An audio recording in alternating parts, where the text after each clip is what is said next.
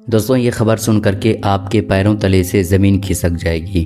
क्योंकि दोस्तों ये मामला कासगंज में 19 साल लड़के का है जिसका नाम संजू था और वो मोबाइल में गंदी फिल्म देखने का बिल्कुल आदी बन चुका था। गंदी फिल्म डेली देखता था अपने मोबाइल पर, लेकिन गंदी फिल्म जिस तरह से वो मोबाइल में देखता था उसी तरह से वो किसी लड़की के साथ करना चाहता था।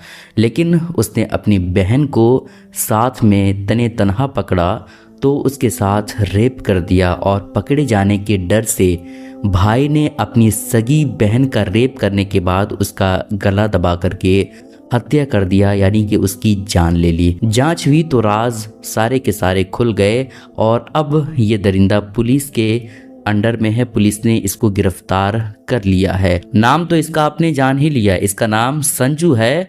अब उम्मीद है कि इसके लिए कोई सड़कों पर प्रोटेस्ट नहीं करेगा, क्योंकि इसने अपनी ही बहन के साथ, सगी बहन के साथ हैरानी वाला काम कर दिया है, जिसके बाद अब पुलिस ने इसे गिरफ्तार कर लिया है। चंडीगढ़ के मेयर चुनाव में बीजेपी जीत चुकी है, लेकिन इस जीतने के पीछे एक बहुत बड़ा खुलासा, बहुत बड़ी वीडियो सामने आई है, जिसको देखने के बाद आप साफ तौर पर कह सकते हैं कि बीजेपी किस तरह से कैमरे के सामने चीटिंग करती हुई नज़र आ रही है। चंडीगढ़ मेयर चुनाव में बीजेपी अब जीत चुकी है, लेकिन जीतने के पीछे जिस तरह के राज खुल करके सामने आए हैं, उस राज को जानने के बाद आप समझ जाएंगे कि किस तरह से खुलेआम लोकतंत्र की हत्या करते हुए नज़र आ रहे हैं। साफ वीडियो आ चुकी है दोस्तों, जिसमें आप वीडियो में देख सकते हैं चंडीगढ़ मेयर चुनाव में बीजेपी जीत चुकी है, लेकिन इस जीत के पीछे जो राज खुल करके सामने आ रहा है, उस राज को सुनने के बाद आपके पैरों तले से ज़मीन खिसक जाएगी। साफ वीडियो आ चुकी है जिसमें आप साफ तौर पर देख सकते हैं कि चंडीगढ़ मेयर चुनाव में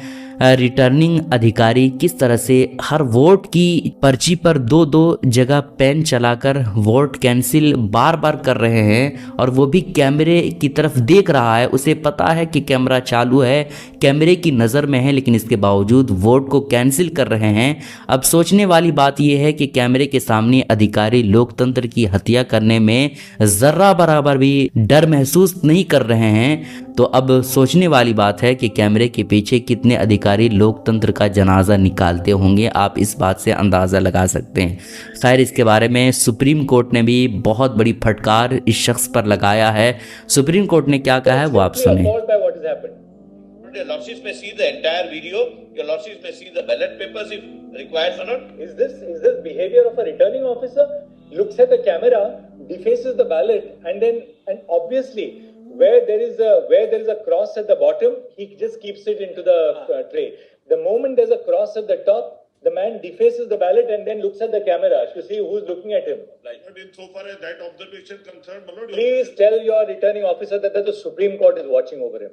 And we will not allow democracy to be murdered like this. Your lordships may kindly... The only thing, the great stabilizing force in this country is the purity of the electoral process. Correct, And what has happened here? But there cannot be any dispute on that. What has happened here? But Malord, your lordships have only one side of the picture. Malord, your lordships have not got the... Delhi के महरौली में 40 साल पुराने मदरसे पर प्रशासन के दोबारा से बुलडोजर चला दिया गया। अब हैरानी की बात यह है कि प्रशासन के द्वारा ना मदरसे के ज़िम्मेदारों को, ना ही मदरसे के सदर और सेक्रेटरी को नोटिस दिया गया, बल्कि खुले शब्दों में खुलेआम मदरसे पर प्रशासन द्वारा बुलडोजर चला दिया गया। जिसके बाद आप देख सकते हैं कि बहुत सारी इस्लामिक चीज़ें और बहुत सारी किताबें, और सबसे बड़ी किताबें जो कुरान मुक़द्दस मानी जाती है, वो कुरान मुक़द्दस किस तरह से बेहुरमती के साथ पड़ी हुई है। आप इससे अंदाज़ा लगा सकते हैं कि प्रशासन द्वारा ना मदरसे के ज़िम्मेदारों को वक्त दिया गया और ना ही किसी और दर से हटाने का उनको कहा गया। अब ये मामला तो बिल्कुल आम होता चला जा रहा है। मदरसों को, मस्जिदों को, मज़ारों को अवैध बता करके उसको बुलडोज कर दिया जाता है और उसको निस्तो नाबूद कर दिया जाता है। आप इसके बारे में क्या कहेंगे, हमें नीचे कमेंट करके ज़रूर बताइएगा।